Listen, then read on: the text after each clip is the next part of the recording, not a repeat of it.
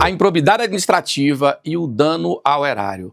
Esse é o tema do vídeo de hoje, da nossa série de 20 vídeos sobre os principais temas, os mais relevantes, mais atuais debates em torno da nova lei de improbidade e dos conceitos e entendimentos fundamentais acerca da matéria. Hoje vamos comentar especificamente a tese do dano presumido ao erário na hipótese de frustração do processo licitatório, artigo 10 da Lei de Improbidade Administrativa. Historicamente, nós tivemos uma previsão, uma estruturação da lei em 3 modelos de atos ímprobos, que você pode ver aqui na tela. Esses atos, esse modelo, ele segue igual na nova Lei de Improbidade. Primeiro, nós temos os atos que geram enriquecimento ilícito, no artigo 9º. Temos os atos que geram prejuízo ao erário, dano ao erário, no artigo 10º. E os atos que atentam contra os princípios administrativos, no artigo 11º. Esse modelo ele continua igual na lei atual. Nós vamos falar agora de uma hipótese do artigo 10 e, portanto, de um ato que supostamente ou que precisa causar prejuízo ao erário para configurar ato de improbidade administrativa. Perceba que há uma gradação entre esses atos, artigo 9º, artigo 10 e artigo 11.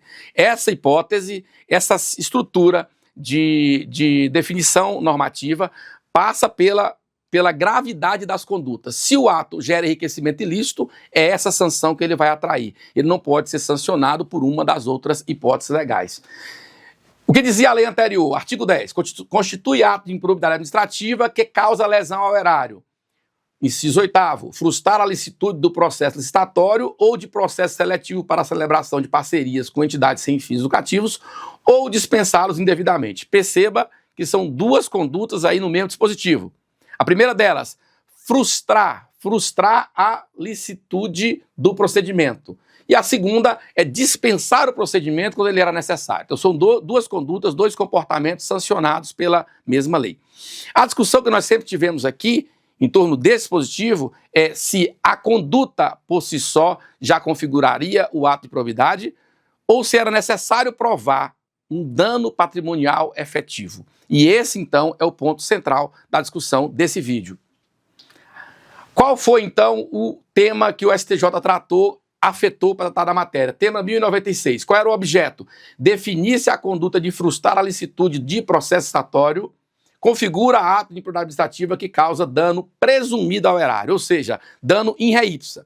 O que o STJ botou em discussão nesse tema é se é possível ou não condenar alguém por improbidade sem a prova de um efetivo dano no caso concreto. Esse era o objeto do tema.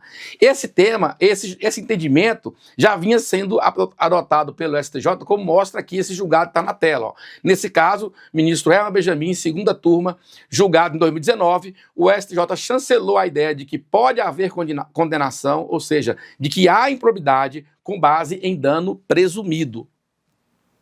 Isso acontecia, veja, na redação da lei anterior. Acontece que o artigo 10 da lei atual não permite mais esse entendimento. E a lei foi clara e direta. Perceba a parte em amarelo. Eu grifei a parte em amarelo, porque a outra parte é igual. A lei aqui na parte, ao artigo 10, reproduz o conteúdo da lei anterior, mas inclui essa parte em amarelo. Ou seja, constitui ato de improbidade, frustrar a licitude ou dispensar indevidamente o processo licitatório, desde que acarrete perda patrimonial efetiva. Ou seja, a nova lei não admite mais, que alguém seja condenado sem a prova da perda patrimonial efetiva. Então veja bem, a ideia agora é confirmada pelo artigo 21. O artigo 21 da lei vem e ratifica essa perspectiva. O que ele diz? A aplicação das sanções previstas na lei não depende da efetiva ocorrência de dano, salvo quanto à conduta prevista no artigo 10º da lei. Ou seja, na hipótese do artigo 10, e é óbvio, o artigo 10 trata das condutas que causam prejuízo ao erário. Então, ou a gente tem prova, ou você tem prova de prejuízo ao erário, ou não tem ato ímprobo. Então, a nova lei foi expressa, direta, em 2 artigos, em 2 momentos, para exigir a prova do dano efetivo. É por isso que o STJ, então, foi por isso que o STJ cancelou o tema que estava afetado, porque nem sequer cabe mais discussão acerca da matéria. O tema não comporta mais aquele debate que se travava antigamente. Por quê? porque a lei nova é expressa ao exigir a prova efetiva do dano. Então vejam, o dano presumido foi uma construção jurisprudencial, isso aqui é muito importante entender isso. A lei nunca tratou de dano presumido. Ela tratava da conduta que gera dano. A jurisprudência é que admitiu o dano presumido. E essa admissão, esse entendimento pretérito agora não existe mais. Por quê? Porque o cenário é diferenciado, o cenário agora é outro, porque tem nova lei. Vamos lá? O que diz a nova lei? Qual o cenário agora com a nova lei? O STJ cancelou o tema 1096, ou seja, não há mais sequer discussão acerca disso. Não é possível a condenação por ato de improbidade com base em dano presumido. E por que não é? Porque a lei não admite expressamente. E, finalmente, é isso. O dano in re ipsa, que antes justificou que aquele dano que não precisa comprovação é o dano presumido. Aquilo que justificou a condenação no passado, hoje não é mais possível de ser utilizado. Não existe dano in re ipsa para as hipóteses do artigo 10 da Lei de Improbidade Administrativa.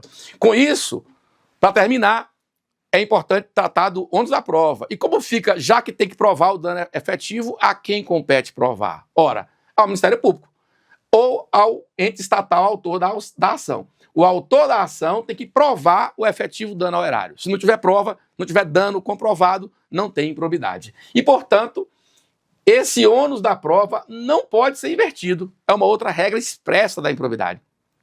Porque poder-se-ia cogitar de um dano precisar ser comprovado, mas de que esse ônus da prova pudesse ser imputado ao réu. A lei de improbidade atual não admite, ela é expressa, ela define. Exige-se dano patrimonial efetivo e comprovado. E o ônus de provar é do autor da ação, do ente público ou do Ministério Público. Não se pode imputar ao réu o dever de provar que não houve dano, ou seja, uma prova negativa, uma prova difícil, e a nova lei trata a questão da improbidade sob a perspectiva do direito sancionador e punitivo. Então, portanto, o ônus de provar é de quem imputa, de quem acusa, enfim, de quem pretende a condenação por ato de improbidade. Então é isso. Isso resume, claro, nos limites que nos propusemos aqui com esse vídeo, com essa série de vídeos. Isso resume um tema que é dificílimo e que eu enfrentei muitas vezes quando era magistrado, que julgava improbidade, que eram situações em que você tinha ali um enquadramento da conduta na regra da improbidade, mas não tinha uma prova de que efetivamente houve patrimônio. Ele não licitou, mas contratou pelo preço de mercado, o serviço foi prestado, então, tínhamos ou não uma improbidade. Esse tema era tormentoso, hoje não é mais. Sem dano efetivo, não tem improbidade. É isso, minha gente.